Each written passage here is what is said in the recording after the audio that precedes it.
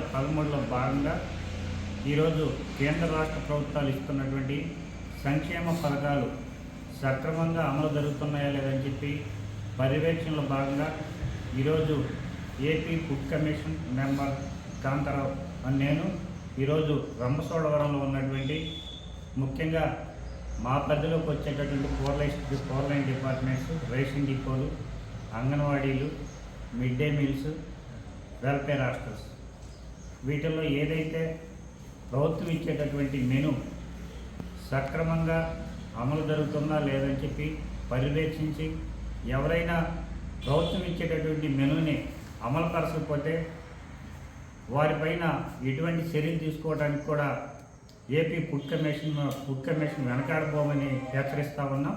అలాగే ఇటీవల కాలంలో మా ఫుడ్ కమిషన్ ఏదైతే ఉందో దీని విజ్ఞప్తి మేరకు రాష్ట్ర ప్రభుత్వం కూడా పిల్లలకి నాణ్యమైన ఆహారం అందించాలనే ఉద్దేశంతో ఈ విద్యా సంవత్సరం నుంచి ఏవైతే సన్న బియ్యం ఉందో గతంలో సన్న బియ్యం ఉండేవి కాదు, ఇవైతే నాణ్యమైన రైస్ కాబట్టి ఏదైతే కర్రీ వండుతారో అవన్నీ కూడా రుచికరంగా ఉంటాయనే ఉద్దేశంతో సన్న బియ్యం పథకాన్ని కూడా మా ఫుడ్ కమిషన్ విజ్ఞప్తి మేరకు రాష్ట్ర ప్రభుత్వం అందించడం జరిగింది.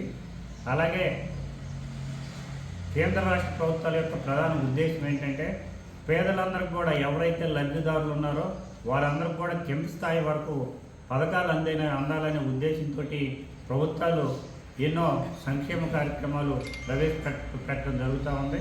కాబట్టి ఈరోజు ఏదైతే తల్లికి వందనం లాంటి పథకాన్ని ఎందుకు ప్రవేశపెట్టారంటే పేద వర్గాలు కొంతమంది గతంలో తల్లిదండ్రులు పేదరికంతో పిల్లలను కూడా పనికి తీసుకెళ్ళడం జరిగేది.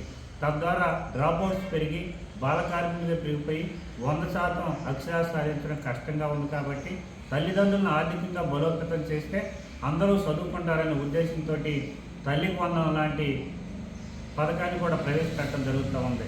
ఇవే కాకుండా మా ఫుడ్ కమిషన్గా ఈ రాష్ట్రంలో ఉన్నటువంటి అన్ని సంక్షేమ హాస్టల్స్ ఎస్సీ, ఎస్టీ, బీసీ, కేజీబీవీలు, గురుకులాలు అన్నింటిలో కూడా ప్యూరిఫైడ్ వాటర్ ప్లాంట్స్ కూడా పెట్టాలని చెప్పి ప్రభుత్వానికి మేము విజ్ఞప్తి చేసాం. త్వరలో అది కూడా రిజల్ట్ వచ్చేటటువంటి అవకాశం ఉంది. ఈరోజు ఉదయం తనిఖీ చేసినటువంటి వాటిలో ముఖ్యంగా కొన్ని రేషన్ డిపోలు ఏదైతే స్టాక్ బోర్డు ఉందో అది సక్రమంగా అమలుపరచలేదు.